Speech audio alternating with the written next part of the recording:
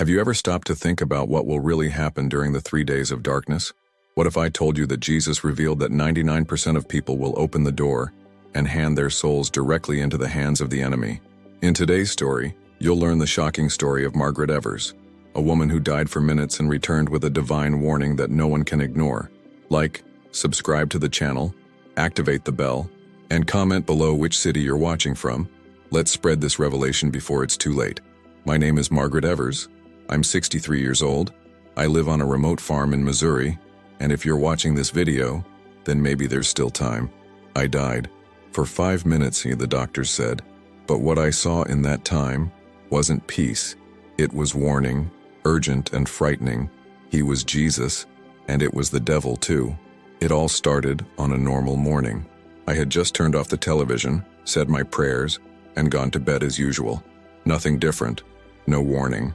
No sign. But then, silence came. Not the usual country silence. Oppressive, as if the world had stopped breathing. And then, everything went dark. Not my eyes. The world. The room dissolved. The bed vanished. And I was floating. At first, a white light surrounded me. Warm, comforting. But it wasn't heaven. It was a limbo, where the truth would be revealed to me. That's when Jesus appeared before me, not with a smile, but with deep sadness in the eyes. He called me by name, Margaret. 99% of my children won't listen, but you're going to say it anyway. My legs felt weak. Even as I floated, I could barely speak. But he continued, 3 days are coming, days without sun, without sound, without hope. Their mistake will be simple, but fatal. They will open the door. I don't understand. Door? What door? That's when everything around me darkened like coal, and he took me to what seemed like the future, or a trial. Small houses like mine, people locked in, crying, praying, and then the beats, soft, tempting. Mom, it's me. Please let me in. Honey, just a minute. I'm cold. The doors opened, and what entered was not human. Shadows stretched, snaked, consumed each body with a whisper.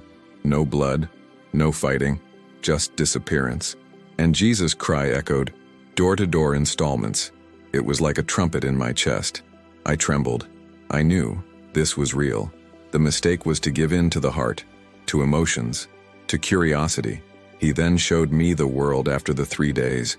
Ruins, dust, no bodies, only traces, clothes thrown, broken dolls, cell phones on the floor playing messages that will never be heard.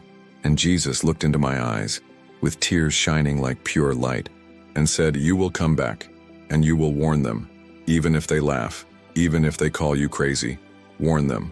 Disobedience will be fatal. And then I woke up, in the hospital, with my eyes burning, and my heart on fire. Since then, I have repeated these words like a mantra, a trapped scream. Lock the door, and pray. It doesn't matter who knocks. It doesn't matter what light you see. What's out there is not from God. I know it seems impossible. It sounds like something out of a horror movie or religious fanaticism. But when you say what I saw, feel what I felt, you understand that there is nothing exaggerated about it. The sky didn't cloud over. It disappeared.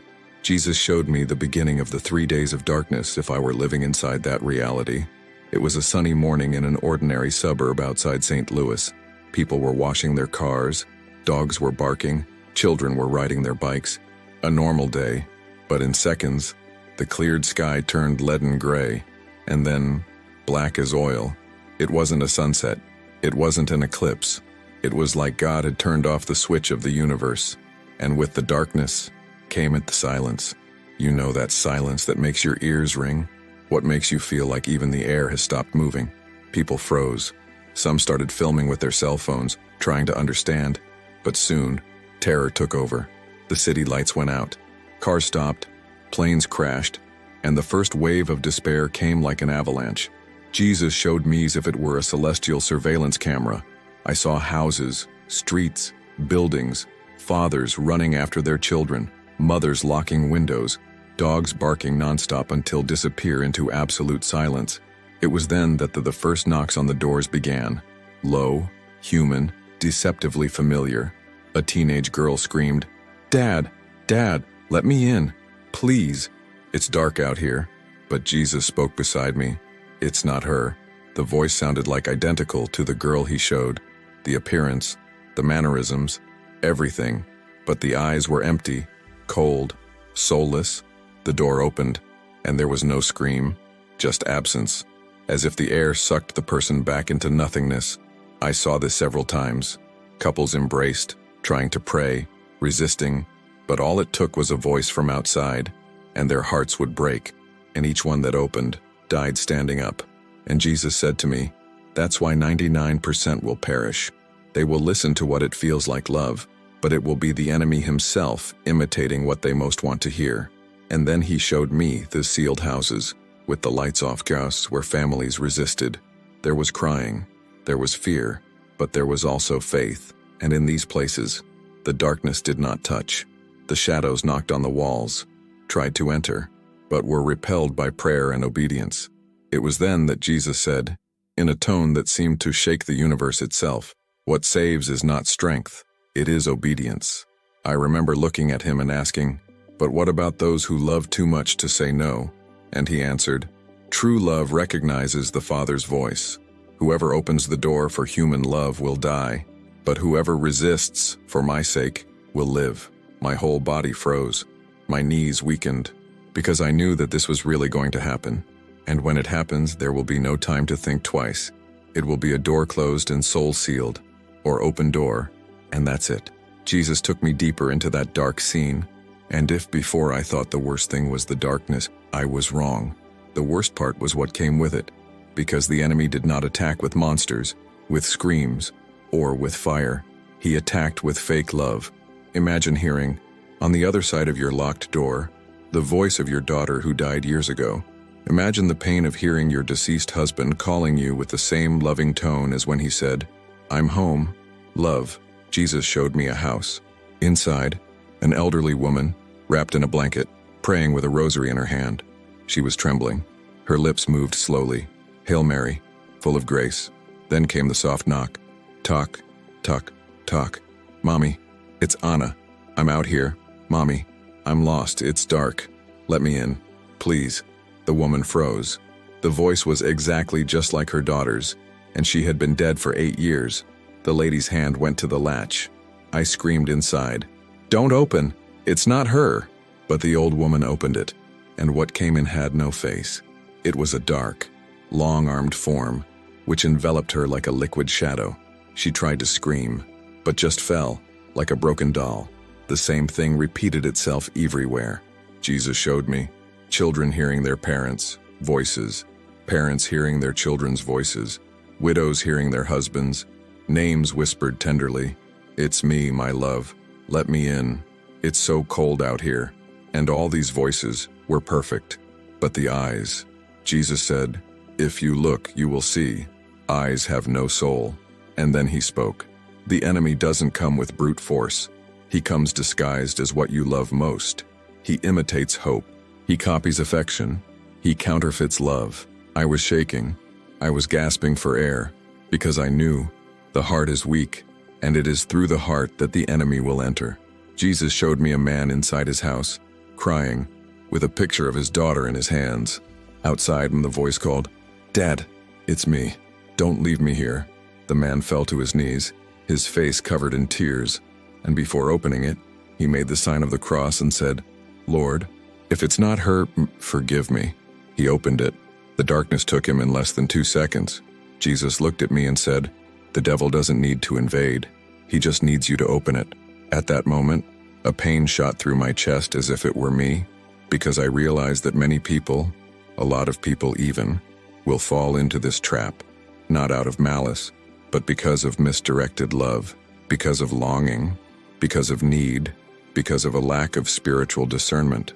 And then he said to me, only those who live by faith and not by emotion will resist. At that moment, I understood.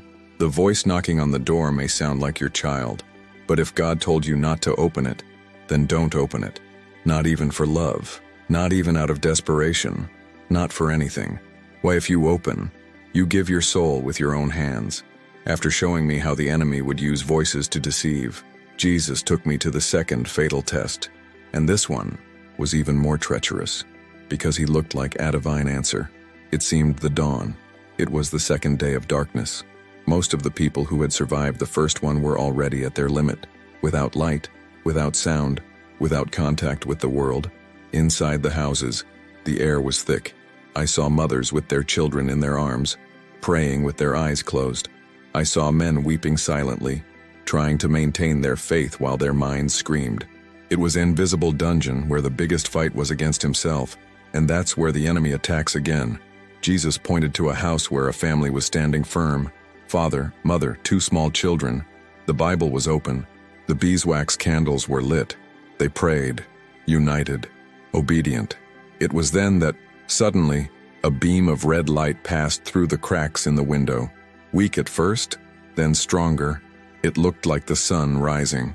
The children ran to the window, whispering, "Mommy, it's getting light. It's the morning, it's the end." The mother wept. The father fell to his knees, thanking her. "Thank you, Lord. We survived." But I knew. Jesus just looked at me and said, "Not all light comes from me." At that moment, mother's eyes shone with hope. Father ran to the door.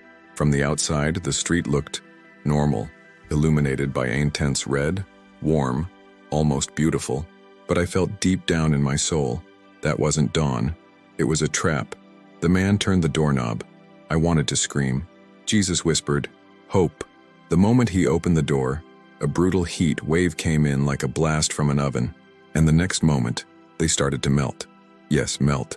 The skin was falling apart like a burning candle. The clothes turned to dust. The children were swallowed in seconds, without a sound. Only no artinzas. All this while the tread light kept shining, beautiful, false, deadly. And Jesus said to me, "The enemy will use the last weapon against the weak, misplaced hope. They will wait for a sign, and he will give a false one." That pierced me like a knife, because whoever survives the first day with faith can fall on the second impatience, for wanting to see a sign, for wanting to end the suffering quickly. But Jesus was clear. The end of darkness will not come with red light. The true dawn will come with silence, with peace, and only after that, the light. Whoever runs to the first light runs to death. I've seen others fall into this trap. An elderly man saying, "God heard our prayers," and when opening the window was consumed in seconds. A woman screaming with joy, with the Bible in her hand, but it was faith without discernment, and she was burned by the light that did not come from heaven. That revolted me, and I asked Jesus, "But why does the Lord allow the devil to imitate the light? Isn't that cruel?" He replied, "The world believed in anything that shines. Now you will learn that the only sure light is my word. The rest is illusion." Since then, I have carried this warning with me. If you see light in the days of darkness, don't run to it. Test the spirits, pray, wait. Only patient faith will see the true dawn, and whoever opens the door to the wrong shine will be swallowed by hell with eyes full of hope. You might think that whoever doesn't open the door will be safe, that all you have to do is lock it, hide, and wait to get through. But Jesus showed me what no one talks about. It is not enough to close the door if you leave your soul open. From the second day onwards, darkness no longer needed to enter through the windows. She was starting to grow up inside people. I saw entire families inside their homes, obeying, butte in total silence. They no longer prayed, they no longer spoke to God, only they waited, and despair grew. Jesus took me to one of these houses. It was a young couple with a newborn baby. They had sealed everything as ordered, windows covered, doors locked, candles set, prayers said at the beginning. But after 2 days, fear overcame faith. The mother was sitting on the floor, her eyes wide open, mumbling nonsense. The father, sweating cold, trembled with the child in his arms, and the child didn't cry anymore. He just stared into space. Jesus explained to me, when the mind stops crying out to me, the enemy finds space. There is no need to open the physical door. An emotional gap is enough. And then I saw it. Shadows sprouted from within the walls. They didn't come from outside. It was as if they were created by accumulated fear. First, small spots in the corners. Then they spread across the ceiling. They whispered. They mocked. They fed despair. The mother, who had not prayed for hours, stood up in a trance. He went to one of the sealed cracks and ripped off a sheet, opening a tear. A freezing wind invaded the room, and with it, death. The child was the first to fall, silent, No tears. No screams. The father tried to shout, but your body froze. The mother started laughing. A laugh without soul, without light. Jesus looked at me and said with pain in his voice, "They sealed the house, but they did not seal the heart." External protection is useless when internal faith is extinguished. He took me to another place. A group of believers gathered in a basement, all obeying, praying together. But one of them decided to light a scented candle, thinking it would be good for the air. It was lavender, a common supermarket candle, and there, Jesus showed me the difference between the sacred and the mundane. I warned you, only purified, consecrated light has authority over darkness. When the candle lit, she released a black vapor, and along with it something crept, something invisible, but it made everyone in the room shudder. I saw a young man fall down convulsing. A woman fainted, her eyes rolling back in her head. It was a spiritual door opened by ignorance. And Jesus said, "It's not enough to look safe. You have to be obedient. You have to be holy." Since then, I say with all my soul, in those 3 days, your greatest enemy will not be outside. It will be within you, in doubt, in fear, in spiritual weakness. There's no point in sealing the house if you do not seal your faith. If you think it's going to be easy to ignore what's out there for 3 days, think again. Jesus showed me that the enemy will not just imitate loved ones. He will call you by name. You will know your story. And that, my brother, my sister, is what will break the strongest. He took me to a house where a middle-aged man lived, named Daniel. I saw him lying in the dark, candle lit, Bible on his chest, praying with faith. Then, the voice outside called, "Daniel, I was the one who baptized you, son. Open for me, please. It's Pastor John." Immediately, his eyes filled with tears. Pastor John had died 10 years ago. He was like a father to him. Daniel stood up, swallowing his tears. "Sir, is it really you?" "It's me, son. Do you recognize me by my voice? Open up. Quickly, I'm hurt." Daniel's hand went to the doorknob, but Jesus beside me cried out, "No!" I saw the tears streaming down Daniel's face. His heart was at war, but then he stopped. He fell to his knees and said, "Lord, if it is the enemy, protect me. If it is a trap, silence me." And Jesus showed me how the shadows retreated. The shepherd's voice disappeared. It was the enemy testing limits. And then Jesus revealed to me, these spirits of deception are ancient. They know generations. They know names, events, details. They will use everything to convince. That's why discernment is more vital than emotion. Then he showed me another house, a pregnant woman, alone, trembling with fear, in prayer. She hears from outside, "Sarah, it's me, Nick. He's your son's father. Let me in. Please, I'm with you. We're going to raise this child together." The voice was perfect. The intonation, the affection, the promise. She fell to the floor in tears. "Nick, you abandoned me. Now you're coming back. Forgive me, Sarah. Let me in. God sent me here." That sentence was the key. God sent me here. That's where the devil gets the naive. He will use God's authority to deceive, but God never contradicts his word. And his word clearly said in Isaiah 26:20, "Go, my people, enter your rooms and close your doors upon you. Hide yourself just for a little while, until the wrath has passed by." Sarah took a deep breath. She placed her hand on her stomach and whispered, "Lord, if it is of you, let him enter by a miracle, but I will not open that door." And there, the ground shook slightly. One monstrous scream, inhuman, echoed from outside. Nick's voice disappeared, replaced by a dry hiss like an animal crawling away. Jesus then looked at me and said, "This is what many will not understand. The enemy will pretend to be sent by me. You will use the Bible, prayer. You will even say it was in my name. But my true people recognize my voice, and my voice never contradicts obedience. You understood? It doesn't matter whoever calls. If he says it came from God, but he asks you open the door before time, it's a lie. It's a deception. It's a death sentence. And when the enemy realizes that you are firm in the faith, he will try one more thing. He will use silence. But that, Jesus left it to show me in the next moment. Jesus took me to the most treacherous moment of the 3 days. Absolute silence. After the voices, after the beatings, after the false light, there comes a time, in which nothing happens. And that's where I saw the most people falling, not by shouting, not by shadows, but for doubt. Jesus showed me a house where a woman, alone, had bravely resisted the first 2 days. She had sealed the windows, kept the beeswax candles burning, read the Psalms aloud, firm, determined. But then, it arrived the 3rd day, and with him, such absolute silence, which seemed like the world had been emptied. No knocks, no voices, no wind, nothing, just the sound of your own heart hammering in your chest.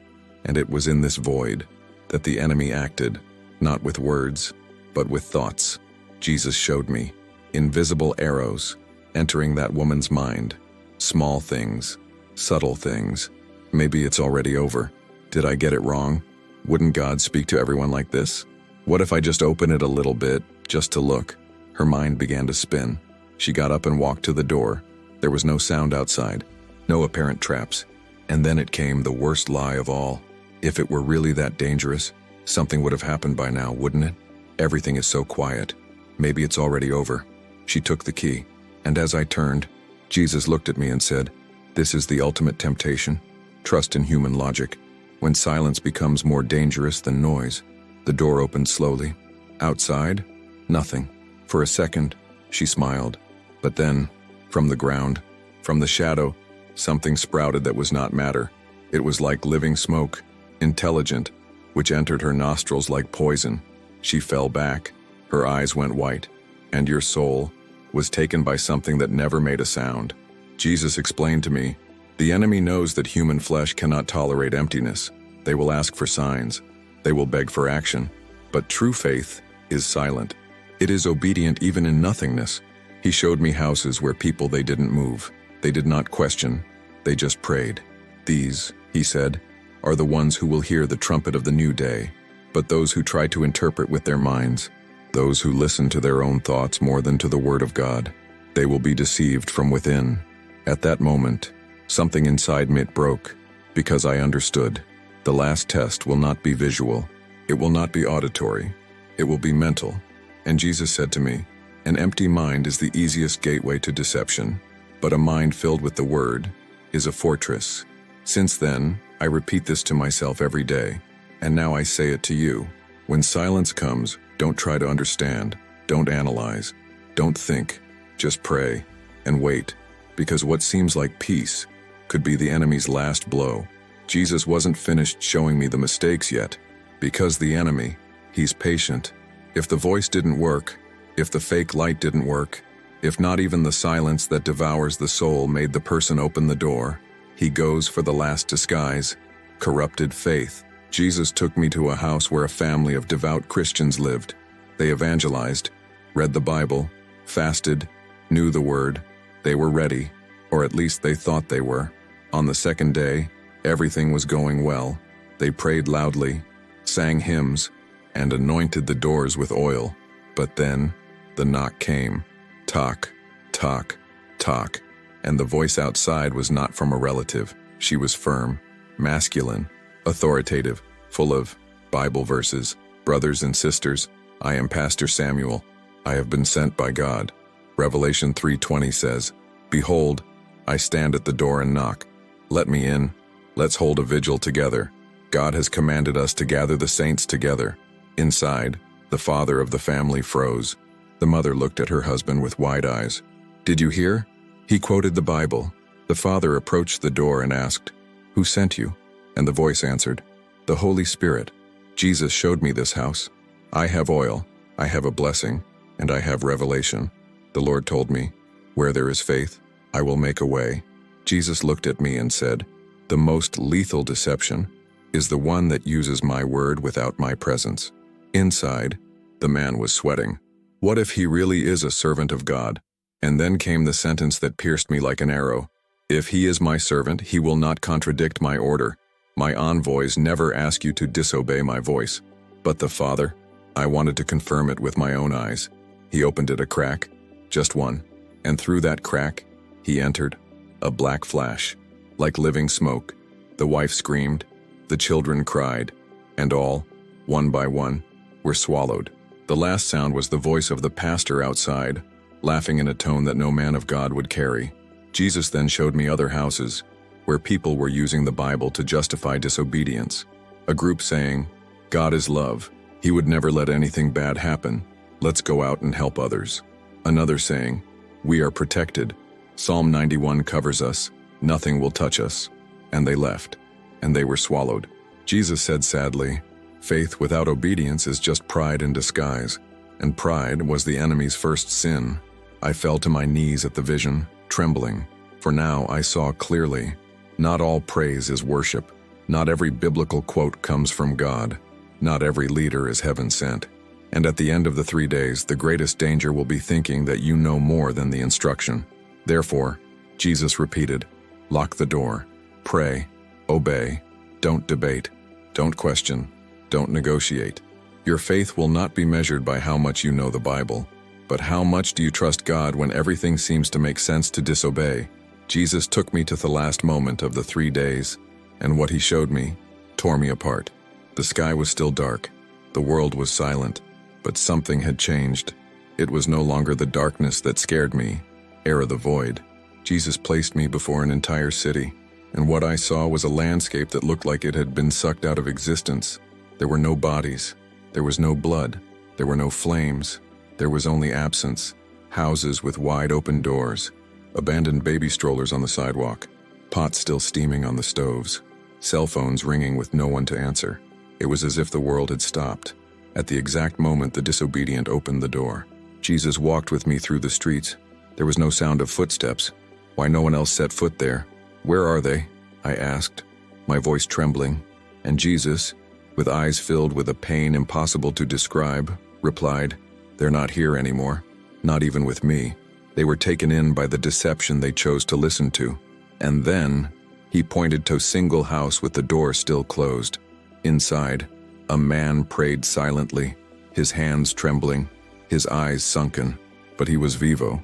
Jesus said to me, this is the remnant. He did not give in to emotion. He didn't follow voices, nor lights, nor logic. He only trusted me, and now you will see the new day. Then, suddenly, the sky began to lighten, but not like before. There was no burst of light. There was no triumphant sound, just one soft glow, golden, light, gentle, the kind of light that doesn't scream, but it consoles. And Jesus explained to me, the true dawn does not need to prove that it is real. He just is. And whoever waited for me will know how to recognize. I looked around the city and realized, of the thousands who lived there, only a few had survived. And it wasn't by force. It wasn't about intelligence. It was out of obedience. Jesus showed me other houses, in other cities, in other countries, small groups, some alone, others in family, all with the same expression on their faces, relief, gratitude, and unbreakable faith. These, he told me, will be the pillars of a new era. They will be the ones who will teach future generations that the greatest test of faith is not moving mountains. It's standing still when everything tells you to run. It was then that Jesus said, you saw the end, now look the beginning. And the moment the light took over everything, I heard the first laugh, a child, leaving the house, stepping on the wet grass, eyes shining. Behind her, her parents, their eyes filled with tears, whispered, thank you, Lord. We wait for you. Jesus looked at me, and with a slight smile, he said, these are mine, and you, go warn those who still have a chance. When Jesus finished showing me all of this, the deceptions, the deaths, the remnant, my heart was in pieces. I fell to my knees before him, speechless. I didn't want to go back. How does one return to the world after seeing what I saw? My eyes were on fire from crying so much. My chest ached from so much accumulated pain. And then, with a trembling voice, I asked, Lord, why me? Why the lady from Missouri who barely knows how to use a cell phone? Why not a pastor, a prophet, a theologian? He came closer, and in that instant, was no longer the glorified and distant Jesus I had imagined. Era the Father, the Shepherd, the Lamb, with the most human and most divine eyes I have ever seen. He touched my face and said, with love and authority, because you will speak exactly what I showed you. No additions, without decreasing, and without fear of looking crazy. You have no reputation to protect. There is no fame to lose. Just have faith. And that is enough for me. At that moment, everything inside me quieted down, because I understood I was not chosen for my strength. I was chosen for my dedication. Jesus handed me something. It was like a living flame, but it did not burn. It was the truth. And he said, "Take this back, home, shout, implore, because when the time comes, no one will be able to say that I didn't warn them." And before sending me back, Jesus spoke the last instructions. Tell them that what saves is not to understand, it is to obey. They say that curiosity kills, that longing deceives, that false hope destroys, and that only my voice, in the silence of the soul, is safe. Lock the door, pray without ceasing, trust without seeing, wait without knowing, and in the end, I will come. His light enveloped me, and everything began to spin. I felt like I was being pulled back by a whirlpool of heat, pain, and purpose. And then, I woke up, lying on my bed, with sweaty hands, heart racing, and the spirit changed forever. Since that day, I am no longer just Margaret Evers, 63 years old, widowed and retired. I am the messenger who saw what will happen with 99% of you if they don't listen. And that's why I speak, even though I'm shaking, even though I sound strange, even though I'm losing friends and hearing ridicule, because Jesus told me, home, because their blood won't be on your hands if you warn them. So here's my warning. Lock to gate. Pray like never before. Don't open it. For anything. Not for anyone. Not for love. Not for fear. Use only consecrated candles. Fill your mind with the word. Have blessed water. Seal your house. But first, seal your faith. Why, when darkness comes, you will only have two choices. 1, obey and live. 2, question and die. And if you're watching this video now, it's because God still wants you to be among the 1%. Choose right. Time is up. If you enjoyed this beautiful spiritual testimony, please leave a like, comment, share your impressions, subscribe to the channel, and don't forget to turn on the notification bell to watch each new video and help us spread this message to a greater number of people. Until next time.